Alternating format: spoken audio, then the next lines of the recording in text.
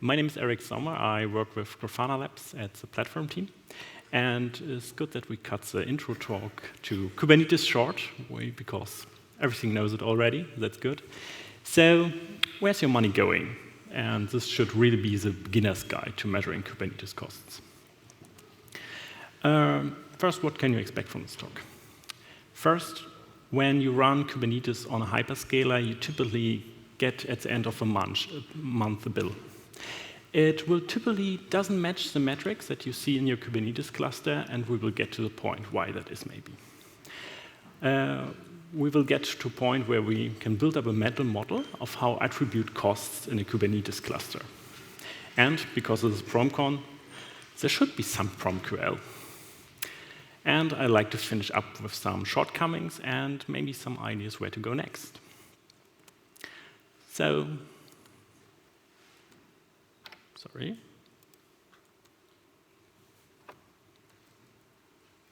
Sorry. At the end of the month, you get the typical bill from your CSP provider of choice. And what happens to us a lot is that the finance department then comes around and asks us the question, why have the costs doubled? Not doubled all the time, but why are there increases? Typically, you can't see that directly from the bill. There are some pointers there. You see compute instances, some abstract numbers, and some would say they are abstract by design, if you want to be nasty. So the next step is maybe you go to the Cloud Explorer of the CSP. Maybe you have attributed your workloads nicely with some tags, you can filter it down, and you come to the conclusion, okay, it is a Kubernetes cluster that has increased in size.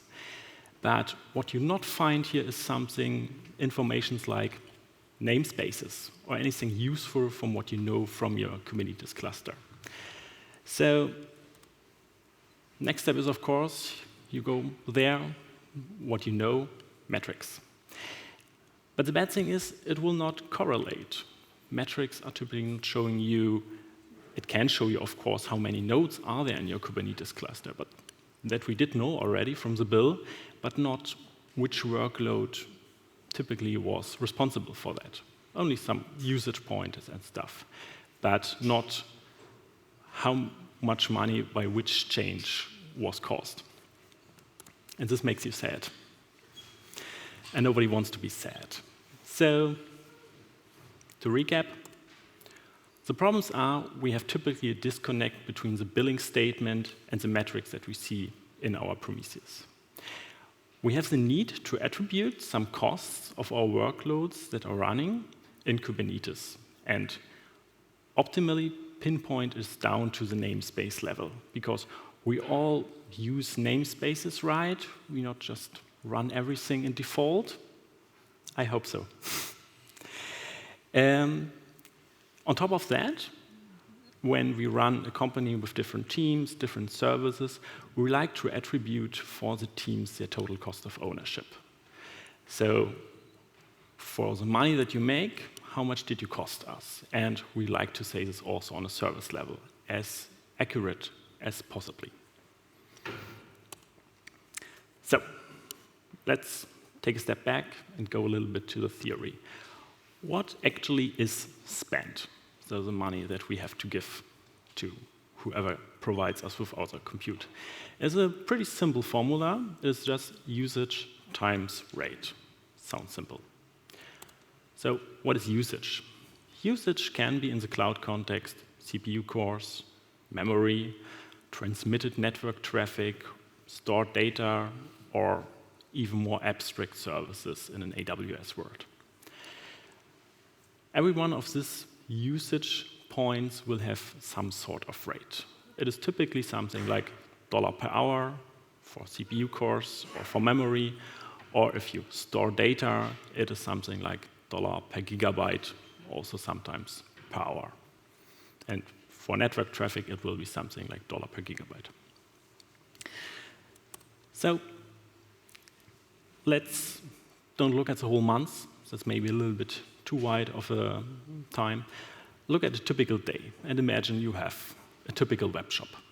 You will have some usage in the morning, you will have some heavier usage during the normal hours when people are shopping, and you will have lighter usage in the evening, and then you scale down and your cluster gets, in the optimal case, back to 0. What we will see from a billing perspective is that during the day, on a per-hour basis, we had costs for memory and we had costs for CPUs. If we break this down a little bit more, we can chunk this into usage units. So every green box here represents usage of a CPU core, and every yellow box represents a usage unit for some memory. Associated to every one of these boxes on an hourly basis is a typical rate, dollar per hour. Pretty easy so far. So when we now want to know what we did spend over the day, it is simple as that. We just have to sum up the whole day.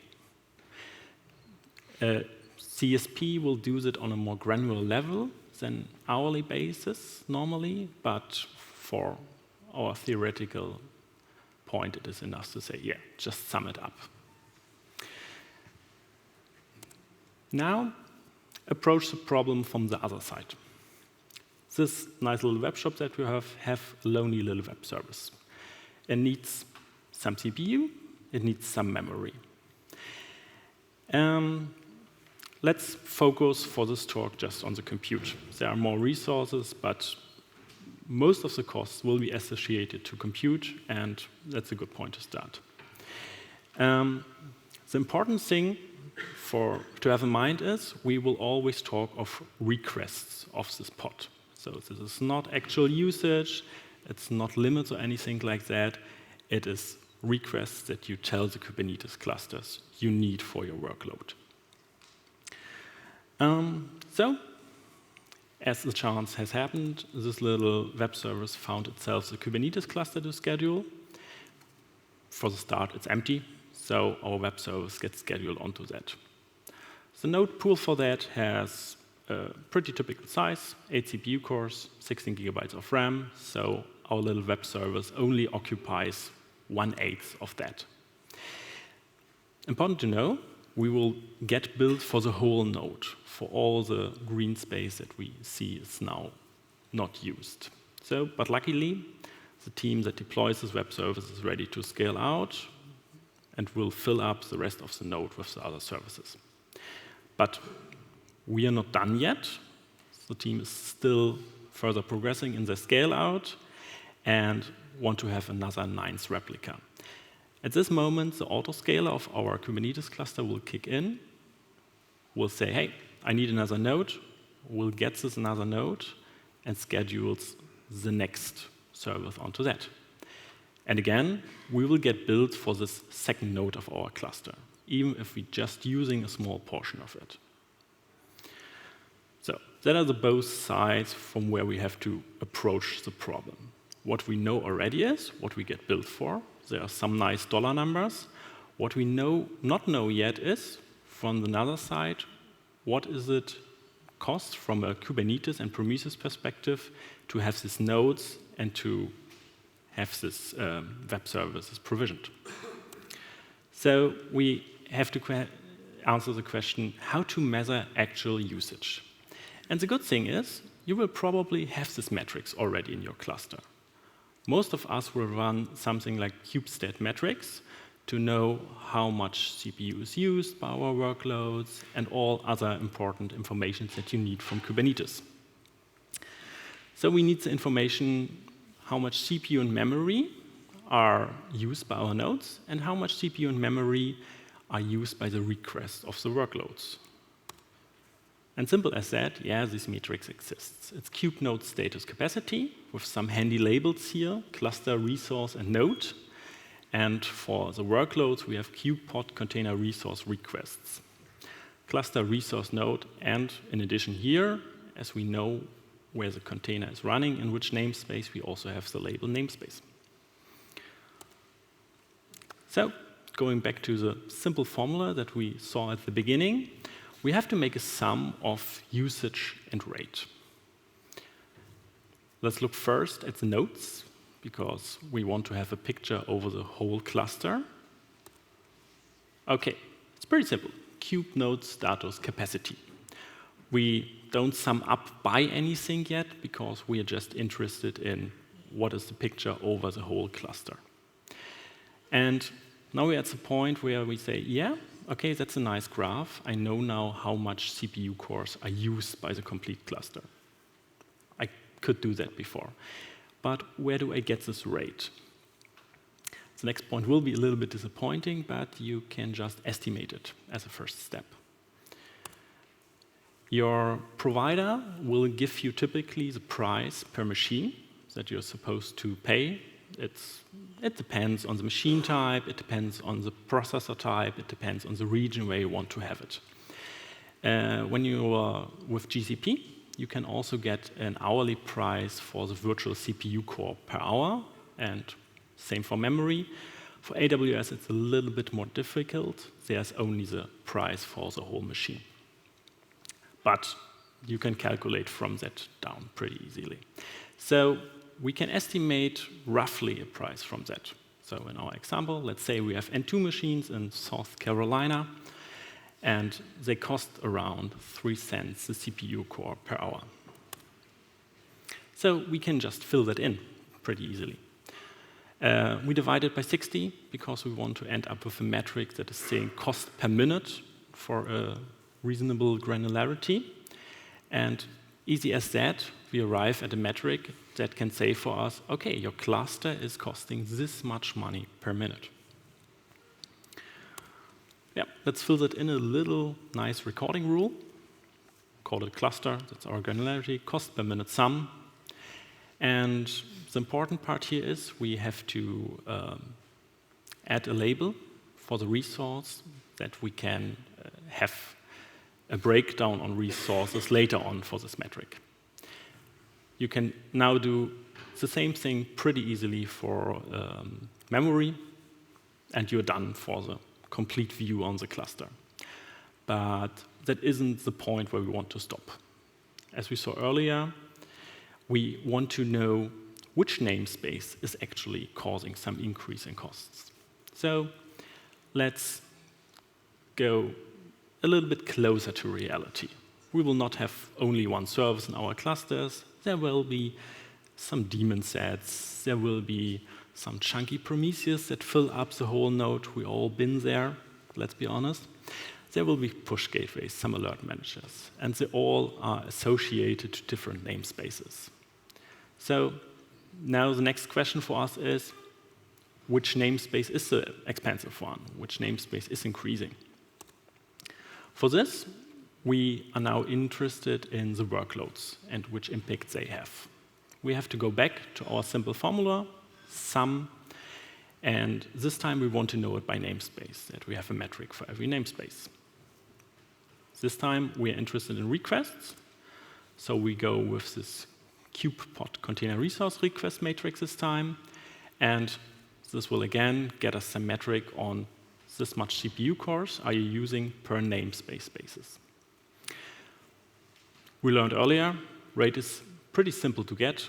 Just go to your provider, get an estimation, and fill it in.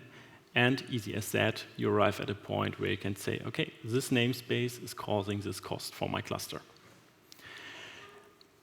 Now we think, yeah, that's it, right? You don't need to know any more. If you get these two metrics, and now you can say, okay, I just sum up all the namespaces, and it will be the same sum as the view on the complete cluster, and I'm done. Well, no. There will be stuff missing, because, again, sorry, I skipped one slide, a view on the complete PromQL query, pretty simple again, just sum it up by cluster and namespace, and you're done with that recording rule. But a little bit more reality again. Kubernetes will try to do a good job for you bin packing all your workloads nicely on the nodes so that you don't use too much nodes. It depends on the scheduling strategy, all that stuff, but there are topology constraints, there are workloads that shouldn't run on the same node, basically. So you will have empty space on your nodes. Empty space for which you are billed for by the CSP, but that you're actually not using. Internally, we call it just idle resources, because you pay for it, but you don't use it.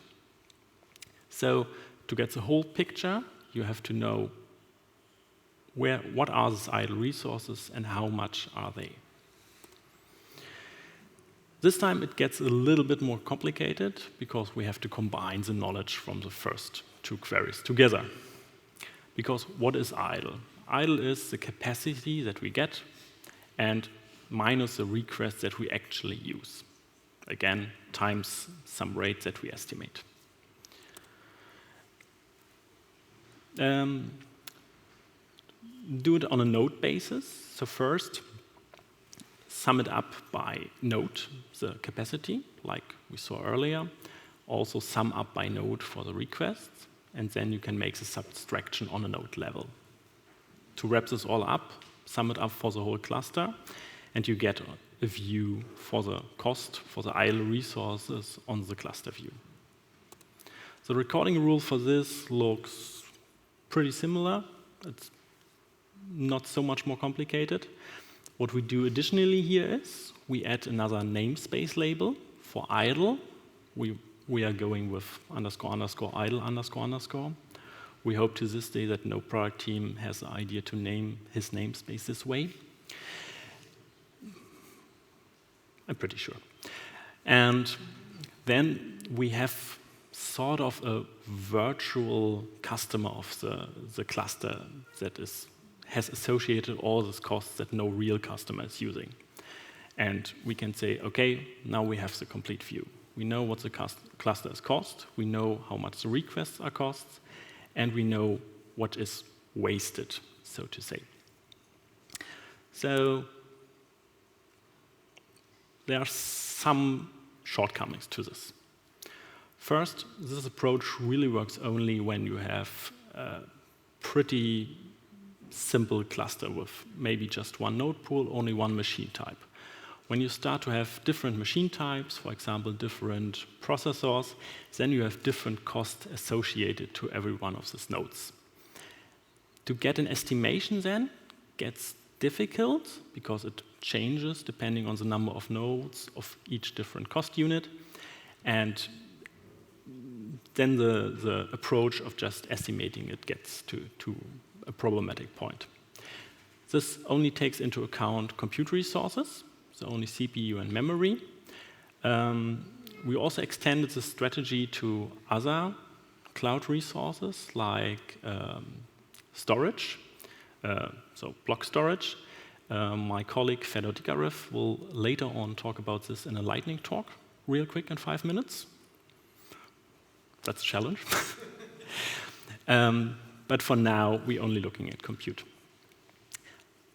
As mentioned earlier, not all CSPs will break down the costs for you so nicely like GCP does it, but with some little napkin math you can get there. And pretty interesting point, this doesn't take into account saving plans. So we tell the teams and the overview only for the bill before it gets reductions. The ratio behind it is, if you take reductions into account, you get a skewed view over time. We want to be able to have January and December and compare together and say, okay, your total cost of ownership reduced. If we have a new savings plan in the middle of the year, this view would change dramatically. And you can't compare it then anymore. And plus, it is way more difficult to take savings plans into account. So that's another reason. What can come next? As we saw, different nodes can have different costs. And so this approach of just estimating the rate will come to a point where it's get difficult and you have to do something else. There are products out there. One example is OpenCost, which we use internally, which will produce this cost metric per node for you. So they actually look up okay, that's the nodes you're running on a CS provider level, and this is how much you get billed for it. They pass the API of the provider for that. Look at the API, it's fun. It's really concise. They do a great job at that. And they will give you, for every node, a metric, how much that costs for you for every resource there is. So we can do this again. This is a recording rule that we saw earlier for the resource request, so on the container level. And this time we try not to estimate the rate. We want to try to have a pinpoint on the node level. And the nice thing is, PromQL can do that for us. It is a simple join on the node level. And if we now imagine we have a metric like node CPU hourly cost divided by 60, again, we want to have minutes, then we can join every container to the node price it has individually and can sum this up again on the cluster and namespace level. And as it didn't get better as a nice join in PromQL, I thank you all for your attention and happy to hear questions.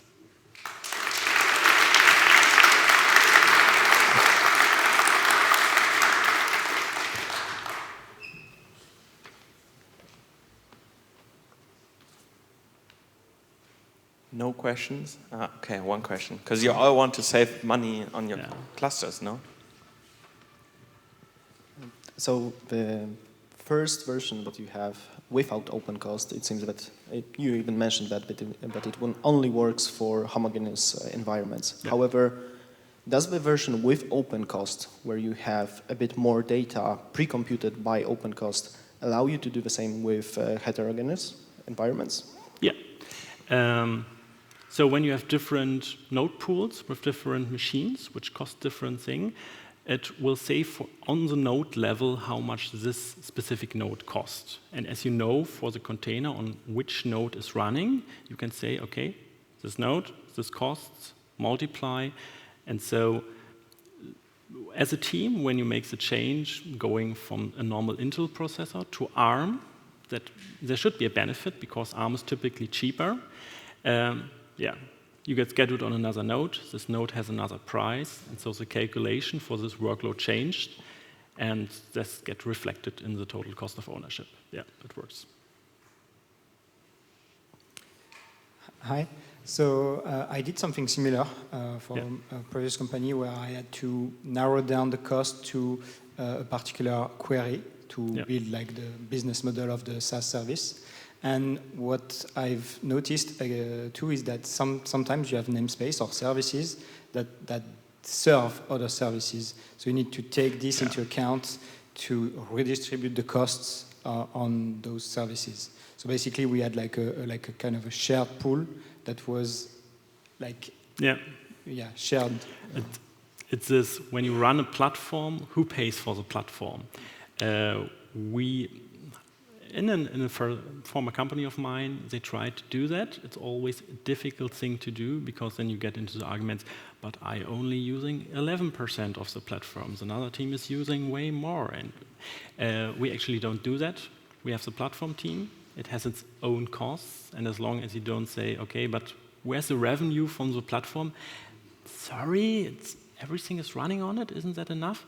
If you don't have these discussions, then you're fine. And I would personally not recommend to do it, but if you get to a point where you say, okay, what part of the platform are you actually using? You can do something like, okay, look at the whole cluster. This namespace is using so much resources, so it uses so much percentage of the platform. But if you run a Prometheus, it's also a very expensive endeavor sometimes. Yeah, it gets difficult. It was. Hi. Here. It is difficult to see here. It's a lot of light. It's bright. You showed a situation where a pod can run alone on a node, can occupy the entire node. And this can happen kind of spontaneously, but can also be triggered by scheduling constraints. Yeah. So would you attribute the cost of that node to the service, or would you just say the idle capacity is just idle and it doesn't have any cost attribution? We don't associate the idle resources of the lonely running pod on the node to a service, because most of the time it's not running there alone. There are some daemon sets, that's also namespaces that are costs. We handle it this way, that the idle costs are the objective of the platform team. So our goal is to reduce that and make it that there's not so much of it. It's difficult because at some point you have the problem between cost reduction and actually keeping the services alive, because it's get harder to run if you are more constrained in resources. But yeah, for our team, it is our objective to reduce this cost, and they've got projects to do that. If you run on AWS, try Carpenter. That's a very good idea. And also GCP have some things they did, like the optimized scheduler, that will get you a good way further to reduce this idle resources. But to attribute this to a certain namespace, maybe it can be done, but I would say it's not a good idea. Hi, thank you for the presentation. I'm interested in, like, for CPU and memory, that's kind of straightforward, but what about egress and ingress? Because the rates differ for, like, roads to different zones or regions. Yeah. Is there any product which is trying to address this, or? We don't do that yet. It gets way more difficult with network. The first thing is you have to measure this reliably on the namespace level. We are not there yet. And mostly we try to avoid cross-zonal traffic because it is expensive. But we want to improve this in the future, to measure this and have also costs for this. Yeah. Thanks. Over here. So I have a question.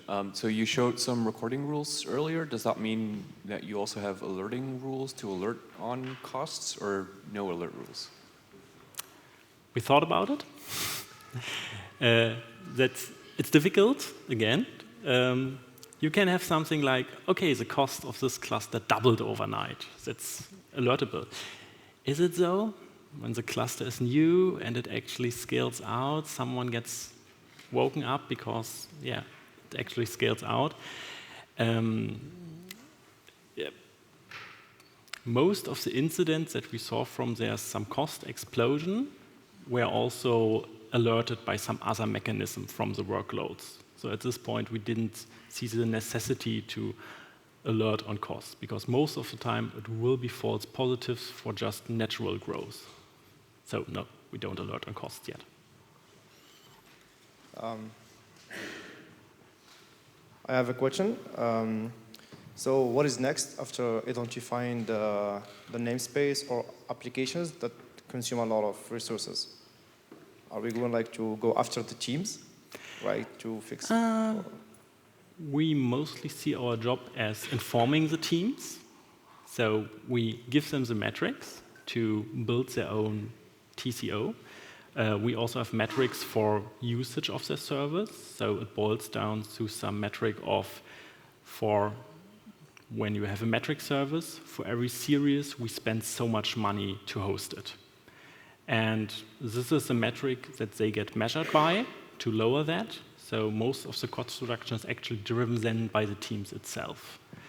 It is just not a work that can scale pretty well for you as a platform team when you start to chasing after individual teams. And so informing them, giving them the tools to calculate their own TCO is from my perspective, the way better approach. And do you use like the VPA, like the vertical port autoscaler, like to give some insights about applications? We use it for some applications. There are benefits. From my view, the downside of the vertical port autoscaler is it scales for you silently a workload until it reaches the complete capacity of a node. And then you have other problems. So we don't use it too much. Most of our scaling is done horizontally. Yeah, but at least just to get some recommendations, right? To like some recommendations for CPU and memory parameters to applications, like not to tune it like automatically. Yeah, it's difficult to say that on a very generic level, because it very much depends on the workload itself. There's again, the teams know their products best, and we inform them how much this costs, and they can decide, okay, we want to trade in reliability for cost reduction, but this is not something that you can say from the outside, at least in my experience. Okay, seems like a great discussion to have during lunchtime now if you want to continue. Happy but to have. here's a speaker gift. Thank Thank you you so much for speaking.